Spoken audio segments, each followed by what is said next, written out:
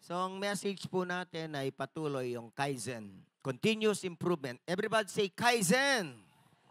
Pwede po bang i-appear po ninyo ang katabi niyo, sabihin niyo, Kaizen. Wala naman nag-appear eh.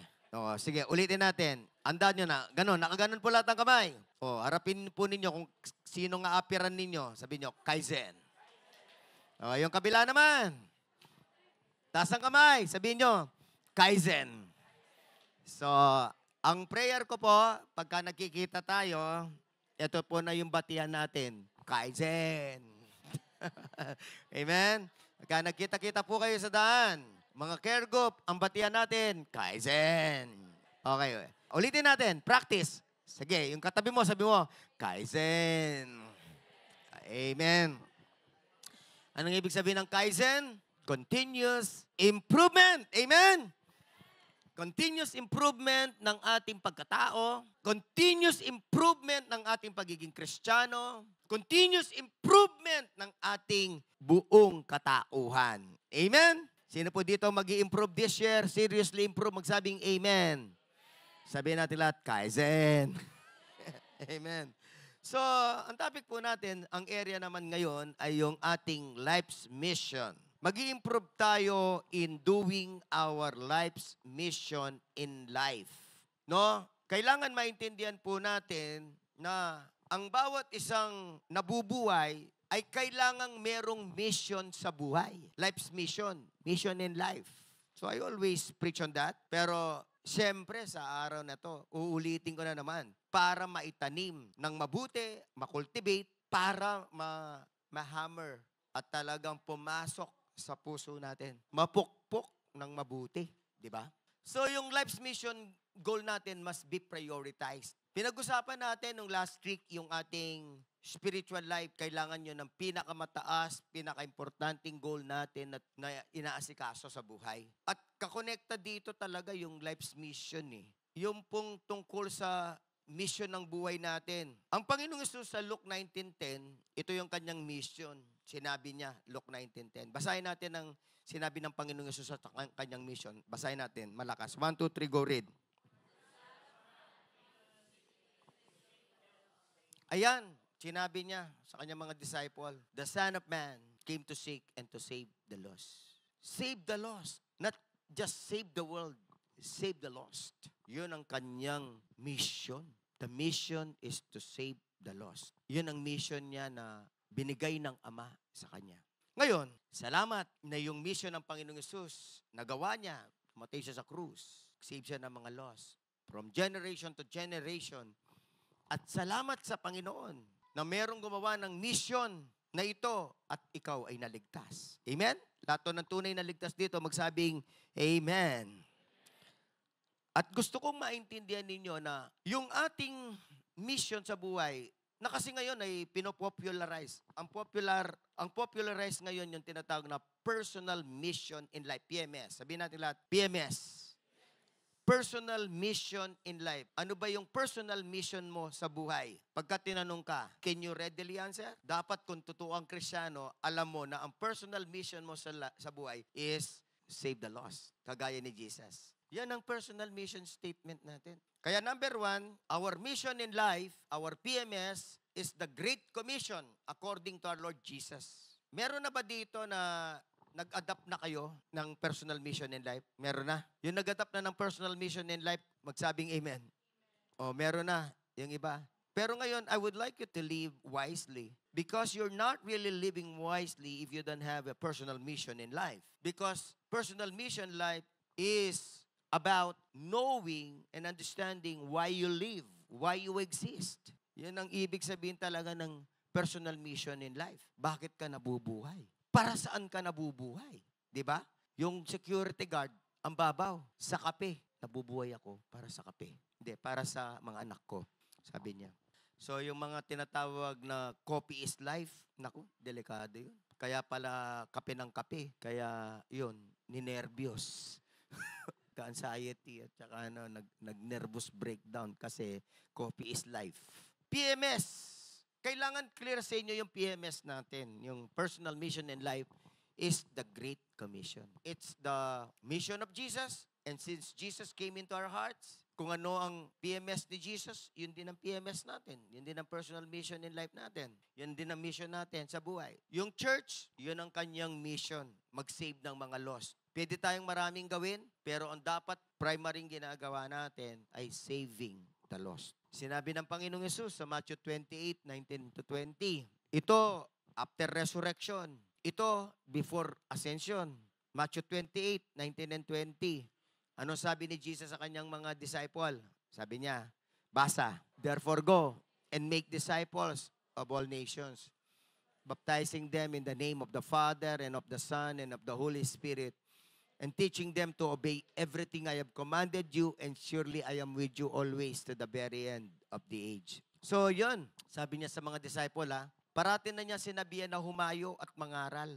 Mag-save ng lost, pero sabi niya, bago siya umalis, paalala ko ulit sa iyo, go, make disciples. Sa Mark chapter 16, verse 15, yung dinig ni Mark, ito sabi niya, basa.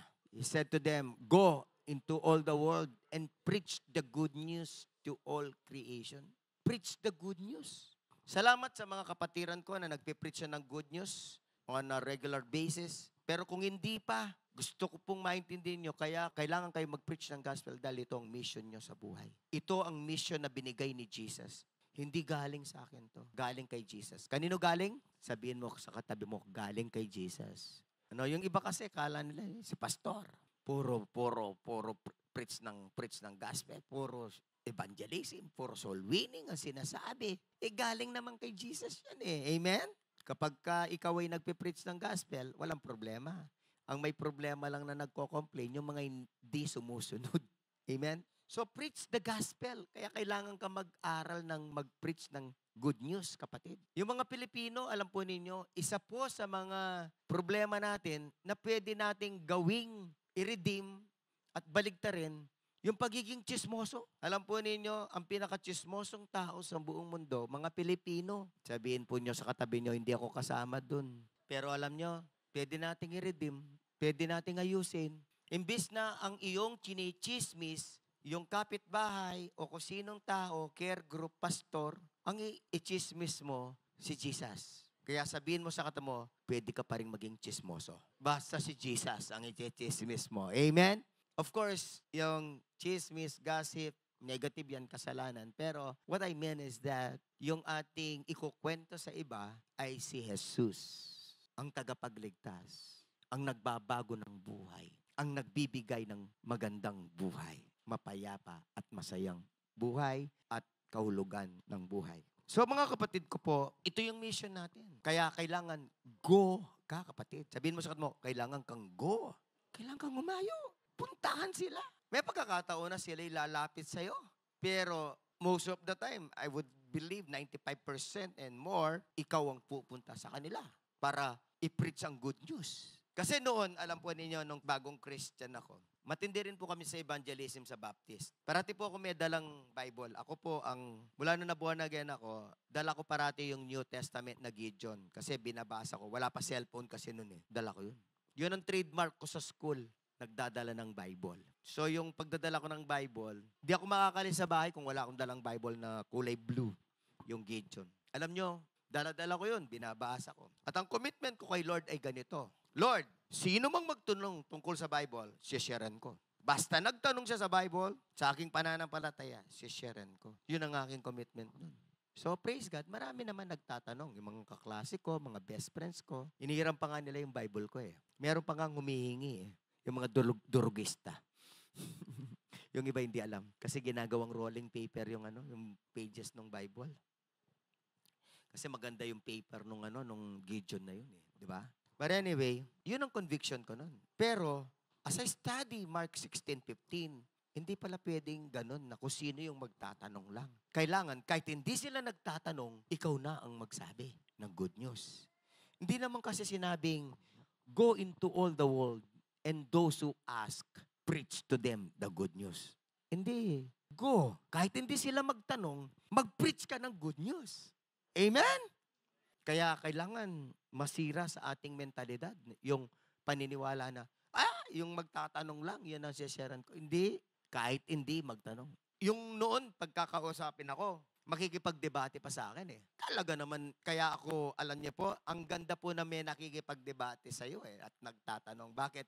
Because of that, I was motivated to study more and deeper sa aking faith kay Christ, sa Bible. Kaya ano po yun, glory to God lang eh. Naging Christ ang aking knowledge eh. Dahil sa kakatanong ng mga nagtatanong sa akin. Kaya, do not fear questions. Questions ay normal pagka ikaw ay nagsishare ng gospel. Kaya kailangan, iba yung tingin mo sa mga nagko-question. Ang tingin mo, mag-aaral ako. Kasi yung iba, di, pastor, bago ako mag-preach, kailangan, alam ko na lahat ang mga sagot sa mga tanong. Ay nako, hindi ho totoo yun. Hindi nyo malalaman. Kahit nga ako ngayon, 40 years na akong Christian, 36 years na akong pastor, di ko pa alaman lahat na sagot sa mga tanong eh. Ano po? Kaya ang tamang paniniwala lang o pananaw ay yung huwag kang matatakot sa tanong. Pagka nagtanong, aralin mo. May Google na kaya? Gotquestions.org. Punta kayo doon sa gotquestions.org, di ba? O kaya naman, text your mentor. Text nyo ako sa tanong nila. Amen? Wala pa naman nag-text sa akin dito na nagtanong na hindi ko sinagot. Isa po yan sa mga gusto kong ginagawa. Sagutin ang mga tanong for God's glory. Kasi nga, kinawag ako ng Panginoon na magturo at sumagot ng mga tanong, lalong-lalo na patungkol sa Biblia. So mga kapatid, ito yung ating mission sa buhay. Go, preach the gospel. Yan ang mission mo. Sabihin mo saan mo, yan ang mission mo. So kung hindi mo pa alam, ngayon dapat alam mo na. At kung alam mo na, nire-revive ni Lord. At para gawin mo, at kung ginagawa mo na, lalo kang tumindi na gawin ang mission na to. Bakit natin gagawin? Kasi utos ni Lord eh, di ba? Nasa pangalawa na tayo. Kasi kapag hindi mo ginawa ang mission mo sa buhay, para kang nabubuhay na walang misyon. Di ba? Binigyan ka ng mission, hindi mo naman ginagawa. Abay, mali yun, di ba? Sa umaga pong ito, sa tanghaling ito, mga kapatid, ako po ay pastor ninyo. Lahat ng totoong born again dito magsabing amen. Nakasulat sa salita ng Diyos. Tanggapin niyo po ang mission ninyo, mag-preach ng gospel, mag-disciple. No? Yan po yung mission natin sa buhay. Kung totoo ka talaga naligtas at disciple ni Kristo, kung totoo ka, ito yung tatanggapin mong mission. At kung meron ka mang mission na iba, hindi mo ipapauna yung ibang mission sa misyong ito na galing mismo sa ating Panginoong Yesus na Creator God natin at siya nagbigay ng eternal life sa atin. Nagbigay ng new life sa atin. Hindi lang niya tayo binigyan ng physical life. He gave us eternal life and new life. So mga kapatid, ano po ang Great Commission? Matthew 28:19 and 22. Go and make disciples. Sabi natin lahat, go and make disciples. Yan ang ating mission. Yan ang ating mission, mga kapatid ko. At bilang totoo talagang naging disciple ni Kristo, gagawin po natin ang mission na yan. At kapag hindi mo ginawa ang mission na yan, siyempre, ang tawag doon, sa utos na hindi sinunod, disobedience. Sabihin natin lahat, disobedience. Kaya ito po ang common disobedience ng mga Christians. I believe more than 60, 70, 80% of Christians, ito yung sin. Ito yung disobedience ng maraming Christian. At ang prayer ko dito sa Living Hope, huwag na tayong makisama-sama sa kasalanan ng hindi pagsunod sa Great Commission. Amen? Amen ba, kapatid? So lahat po tayo kailangan sumunod. Kung totoong Lord mo si Jesus, kasi ang ibig sabihin ng Lord, Master di ba? Master. Ibig sabihin ng Master, sinusunod. Kapatid, gawin natin. Okay. Pagka ginawa naman natin ito, nagbibigay tayo ng buhay, di ba? Yung mga tao nagkakaroon ng bagong buhay. Nagkakaroon ng eternal life. Kaya yung mission natin, nagbibigay buhay, bumubuhay. Hindi kagaya ng mga Muslim na radikal na jihad ng jihad, pumapatay. Tayo, bumubuhay. Kaya, purihin ng Panginoon, hindi tayo Muslim. Anong gusto nyo? Muslim o Christian? Ay, nako, praise God. Kaya lang, total din naman, Christian ka na. Magpaka-Christian ka na talaga. Magpaka-Kristiyano na talaga na sumusunod sa Master. Mangaral ng mabuting balita na nagbibigay ng buhay na walang hanggan. Nagbibigay ng bagong buhay. Nagbibigay ng masaganang buhay. Nagbibigay ng mapayapang buhay. Nagbibigay ng masayang buhay. Kaya mga kapatid, walang dapat ikahiya sa pangangaral. Amen? Walang dapat ikatakot. Kaya gusto ko po sabihin sa inyo, let's be proud. Let's be proud doing our mission in life. And let us be bold. And let us be passionate in doing our mission in life. Kasi ang paggawa ng mission life, ang magiging susi ng pagbabago ng bansang ito. Ang pagbabago sa pamilya ninyo. Kaya ako naniniwala ako sa paniniwala ni Bishop Oriel, yung ating mentor sa G12. G12 is for the nation transformation. Ang magpapabago ng bansa. Siyempre si Jesus, pero nasa G12 si Jesus di ba? Nation transformation. Hindi politiko ang magiging pagbabago ng bansa, si Kristo. Pero paano naman papasok si Kristo sa puso nila? Kailangan merong ipapadala, merong mangangaral. Sabihin mo sa katabi mo, ako na yun. Pwede ba sabihin mo sa mo, ako na yun, ako na yun, ako na yun. Amen? Si Kristo nga, pero kailangan siyang ipangaral, ikaw na yun, kapatid. Amen?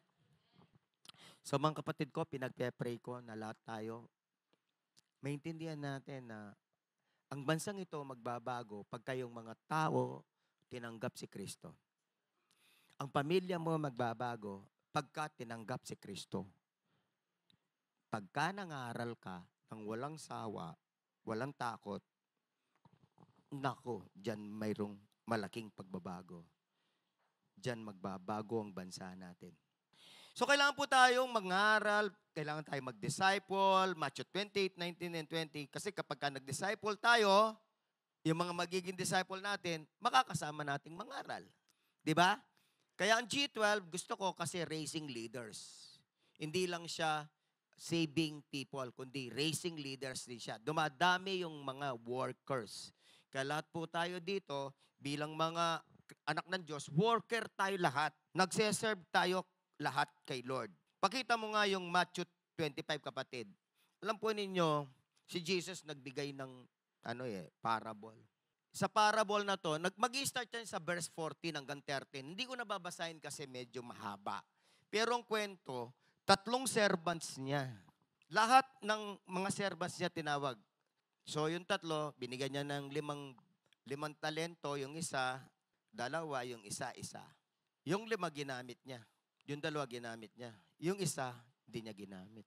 Ang sabi ng Panginoon doon sa 2 binigyan niya, well done, good and faithful servant. Amen? Sabihin natin lahat, well done and good, faithful servant. Yung servant niya na hindi niya ginamit, anong tawag niya? Pakilagay mo nga sa verse 25 and 26, kapatid. Sabi doon, babasahin ko So I was afraid and went out and hid your talent in the ground. See, here it is what belongs to you. His master replied. Anong reply ng master? Grabe, you wicked, lazy servant. May exclamation point pa. Ano sa Tagalog ang exclamation point, sir? Padamdam. Sabihin mo sa mo, padamdam. Grabe naman. Wala namang kapinis-pinis si Jesus. Ang tawag niya sa hindi naglingkod, you wicked and lazy servant. Mga kapatid, no offense. Mahal na mahal ko kayo Pero I'm just trying to read what Jesus said. Meron sa atin, well done, good and faithful servant. Pero pagka hindi ka naglilingkod, ano yung sasabihin ni Jesus? You wicked, lazy servant. Why? Lazy servant, tamad, nalingkod. Ang katamaran, kasalanan. Sabihin mo sa mo, ang katamaran, kasalanan. Yung katamaran sa pagsiserve, kasalanan. Maraming mga Pilipino, masipag sa hanap buhay. Pero tamad maglingkod. Kaya lazy, wicked servant. Yung iba, masipag sa pag-aaral, mga estudyante. Pero, tamad maglingkod. Masipag sa bahay, linis na linis. Yung dating color blue, white na ngayon, bahay niya, kakalinis. Tamad maglingkod. Ano sabi ni Jesus? You wicked, lazy servant. I love you Binabasa ko lang naman ang salita ng Diyos Lahat tayo, servant ng Panginoon. Anong gusto niyo sabihin ni Lord sa inyo? Pili ka. Sabihin mo sa katabi mo, choose, kapatid. Sino po dito ang pipili na siya'y magiging well done, good and faithful servant? Magsabing amen. Sino po dito ang pipili na siya'y wicked, lazy servant? Sige, kung malakas ang loob mo, matapang kasabihin mo, amen. Praise God, wala. Pero, kapatid naman, ilang taong ka ng Christian? Menawin ka na ba? Ni-disciple ka na ba? alam na this. I'm not condemning you. I'm not condemning you. I'm stirring up your heart to be a good and faithful servant of the Lord. Kaya kailangan pangatlo, alisin na lahat ng mga excuses. Alam niyo bakit hindi po tayo makapag-Great Commission? May excuse. At yung excuse, tumibay na sa mind. Naging mindset na. Naging stronghold na. Kailangan yung mga excuse. Renounce. Renounce all excuses ng self-centered living at saka ng apathy. Why apathy? Apathy, indifference sa mga unsaved, indifference sa kanilang kaparusahan sa impyerno. Self-centered kasi puro kabisihan sa sarili ang ginagawa. Hindi po tayo na born again para i-bless lang ng Lord ng salvation. Kapatid, hindi po tayo na born again at naging disciple ni Christ para lang umupo at makinig. At ipag-pray kayo at mag-pray kayo at pagpalain ng Panginoon kayo ng magandang trabaho, magandang pamilya, magandang asawa, mga cute na anak. Hindi lang ganun ang buhay. Self-centered po yun. Alam po ninyo, maraming mga families, family-centered. Mali ang family-centered. Kailangan may family values, pero family-centered, kasalanan yun. Kailangan Christ-centered lang tayo, God-centered life. Amen? Nabubuhay lang tayo kay Kristo. Nakasentro ang buhay natin kay Kristo. Hindi sa pamilya, hindi sa trabaho, hindi sa pera, hindi sa pag-aaral, hindi sa love life. Kaya yung po mga kabataan, may revelation tayong huwag silang mag-love life habang nag-aaral kasi kapag ka na-love life sila, ay nako, love-centered sila. Boyfriend-centered. Yung paglilingkod, iniiwan.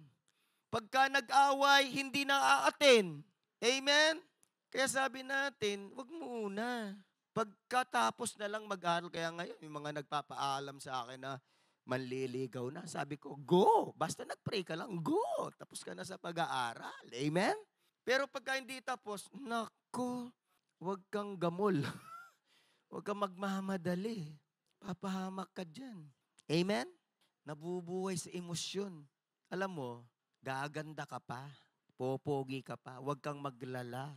Pipila yan sa'yo pagdating ng araw. Amen?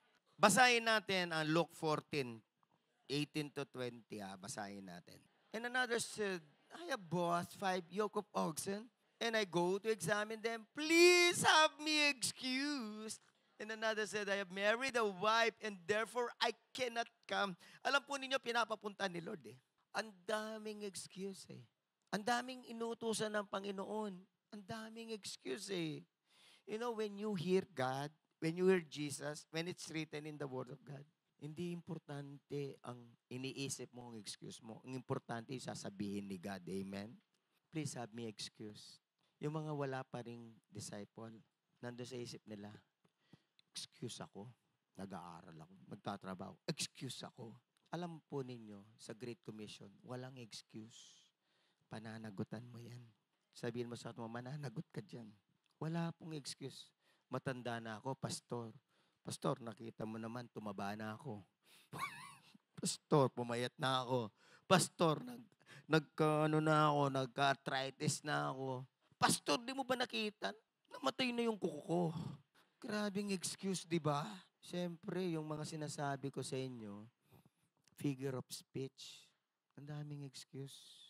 Kapatid, hanggat nag-excuse ka, hindi ka mabubuhay sa Great Commission. Hindi mo magagawa ang mission mo sa life. Hanggat may excuse ka. Sino po dito na sa umagang ito, isusuko na lahat ng excuse para magawa ang mission niya sa buhay? Magsabing amen. No offense. Kaluguran na kayo. Datang yung panahon, manikkongan ba mo? Maniktangan ba mo? O nano sabihan ng Lord kaya kayo? You wicked and lazy servant. O sabihan ng Lord, well done, good and faithful servant. Iya ako naman, patsyemeni ko ka rin, sumbong da kayo. Lord, pengaralan ko rin. Kening living ko, pengaralan ko rin, pamilinan ko nga din. Amen. Sige, mantungang kasabi mo, sabihan mo, mamili ka. Well done, good faithful servant o lazy, wicked and lazy servant. Dapat, itamongan. Sa laki ng ating pasasalamat, gratitude. Totoong gratitude kay Jesus sa ginawa niya sa ating kasalanan na matay sa krus. Costly. It cost him his life. Dapat, naglilingkod ka kay Lord. Amen? Kwento kong una yung asawa ko pagkatapos ako. Tita Ruth, baloy po. Anya pong mumuna sa Christian life niya. Ano lang yan? Church-goer lang si Pastora Ruth sa Baptist. Magkasama kami sa church. Kasi ano yan career woman ang tawag namin sa church sa kanya. Career woman. Gusto niya yung career niya, yung inaasikaso niya. Kaya Sunday lang. Pero hindi naman siya nag-absent. Magsa-Sunday worship si Pastora Ruth. Nakakotse yan. Tapos, talagang yung formang Makati si Pastora Ruth nun eh. Hindi pa Makati. Bago yung Makati, ano yun? Formang, ano kasi tawag doon? Yung Malate. Bago sumikat ang panahon namin, hindi Makati, Malate pa. So, formang Malate si Pastora Ruth. Talagang Tapos, kwento niya, ganun lang ang Christian life niya. And then, she was blessed with an education in Germany. Dinala siya sa Germany. Kaya si Pastor Ruth, merong kaalaman niyan kay Hitler eh. Aktong-aktong. Nag-aral po siya ng 2 years sa Germany. Pero pagbalik niya, nagbago. Pastor na ako. Kasi dati nakikita ko lang sa Sunday. Ngayon nakikita ko, naglilingkod kay Lord. Head usher. Usher po yan si Pastor Ruth. Magaling mag-usher yan. Tapos, nag-level up. Siyang umawak ng mission namin. Pumupunta sa mga baryo. Tapos alam niyo nung testimony ni Pastor Ruth, sabi niya, because of God's goodness, gusto kong mag-serve kay Lord. Amen? Alam niyo, every time you share, it is just like telling the Lord, meron akong utang na loob sa'yo. Amen? Ako naman, kwento ko dyan, kaya ako nagpastor. By the way, wala po akong planong magpastor. Santing ko ngayon, yung pangarap ko may kwalto. Kasi, believe sa sarili. DSS. Kasi balo ko po, may kwalta ako. Kasi sabi ng tatay ko, nanay ko, sabi ng mga uncle ko, kamag-anak namin, believe sila sa akin. Yayaman yan si Matthew. Pangalan ko Matthew. Pangalan pa lang astig, di ba? So, yun ang pangarap ko, maging mayaman. Born again ako. Yes, lalo akong yayaman kasi born again na ako di ba? Lalo akong ibe-bless ni God. Pero, nung pag-graduate na ako, graduating ako, 5th year sa engineering, sabi ni Lord, magpapastor ka. Ha? Yung bisa, Lord. I rebuke. Hindi ako naniniwalang tinatawag ako ni Lord. But the call has been becoming so stronger. The voice has became so stronger and stronger. Nawawala na ako ng kapayapaan. Tapos, Lord, sign. Pagka na-born again ang aking mga magulang, sa graduation ko, papastor ako. Invite ko si pastor, mag-preach sa amin. Kasi kami po pati graduation, magtaway ma ako. Siyempre, magtaway ma ako. So, graduation ko Graduation ko po mo, birthday ko, March 30, awakalingon. In-invite kay Pastor Bulaon. Thank you kang Pastor Bulaon. Nag-preach siya, ay nina na ako. Ay nina, make or break ako. Nagpatanggap. May karandam no marima ako. Nakinig naman sila sa gospel, pero you know what? Nakinig lang sila. Nakipray-pray, pero hindi na born again. Sabi ko kay Lord, yes, Lord. Walang sign. Hindi ako magpapastor. March 30 yun. Kaya tuloy ako sa plano ko. Magre-review ako ng board exam. Sabi ng tatay ko, Nak, pagsabihan ko ni kumpari, manager keng San Miguel, palob na kang obro. Maging engineer ka no San Miguel. And during that time, that was very prestigious job, San Miguel. High-paying job. Anyway, excited na ako kay future ko. Maging engineer ko. At saka milob ko San Miguel. Sabi ko sa nanay ko, Nay, malapit na yung bahay mo. Revolving. Kasi ang pangarap ng nanay ko na napatalakad mo kong bale, nang dudurot siya ing terrace. Yes, ma. Nakaluguran kayo mga ako. Yes. Pagawa kaya, no problem. Baloy po. Excited na ako sa future ko. Maging engineer, maging professional electrical engineer, and then ako'y gusto ko pang pumanik ng PMA para mag-military kasi pangarap ko maging general. Yun lahat ng mga pangarap ko. Kasi ako po yung taong hindi naubusan ng pangarap. Sobrang dami kong pangarap sa buhay. But anyway, June, dumating na yun June. Sabi ng pastor ka na ako, Pastor Bulaon, bula na magpastor ko. Ronald, na ako. Enrollment, June na kita kim PBTS. Sabi ko, Ali, mag-review kong board exam. So, nagpunta po ako sa recto. Naganap po ako ng board exam. I was there. Nag-inquire na ako, may pocket money na ako, may pera na ako kasi tatang ko full support. So, meron na akong pang pambayad sa board exam, sa review, everything, board and lodging. Habang nagtatanong ako doon sa board, ingisip ko, ang gulo, Lord. Ingaisip ko yung seminary. Ang pipiyak ko, yung ngakakit ko, seminary. Tapos the Lord spoke to me about souls. Nakita ko yung yung pelikulang Burning Hell, nasusunog yung mga kaluluwa. Sabi ng Lord sa akin, gagamitin kita yan sa mga kaluluwa na yan. Ay, rugon eh. You know what? Mula doon sa recto, umuwi ako. Binalik ko yung pera sa tatay ko. O bakit? Diretso ko seminary. Alam niyo yung tatay ko? Lumuha nang di ko napapansin.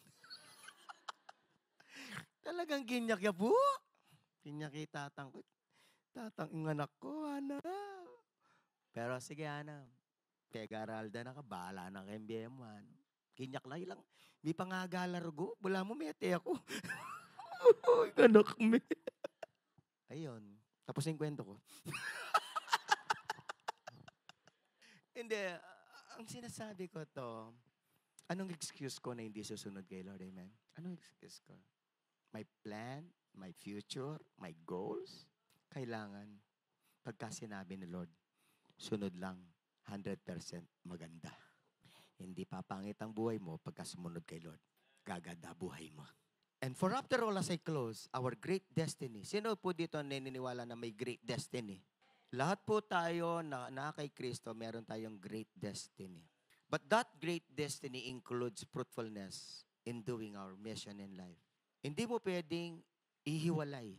You cannot remove the Great Commission, your mission in life, from achieving your great fruitfulness, your great destiny. Kung hindi ka magiging fruitful, wala kang talagang tunay na great destiny nakakalugod sa Diyos. Wala. Nabuhay ka lang sa mundo. Nabuhay ka lang. Dumaan ka lang sa buhay na to. And you really have not really been a great impact on this world. Nabuhay ka lang, dumaan ka lang. One life, it will soon be past, but only what's done for Christ will last. Amen. Tayo pong lahat. Ito ba yun? After serving God, maraming mga pains, maraming mga troubles, maraming luha. I even tried to quit. Sabi ko kay Lord, Lord, ang hirap naman. Sobrang hirap. Lumuluwa po talaga ako, nagpa-fasting. Ang hirap naman, Lord, magpastor. Sobrang hirap. Alam niyo, I cannot convince you kung gaano kahirap ang magpastor kasi hindi kayo pastor. I cannot convince you. Pero yun nakakalam sa buhay ng pastor.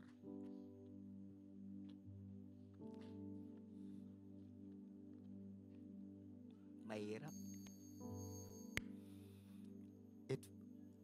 If it were not only for the grace of God. Grace lang. Pero ang masasabi ko lang kahit mahirap, very meaningful. Very satisfying. At pagdating ko kay Lord,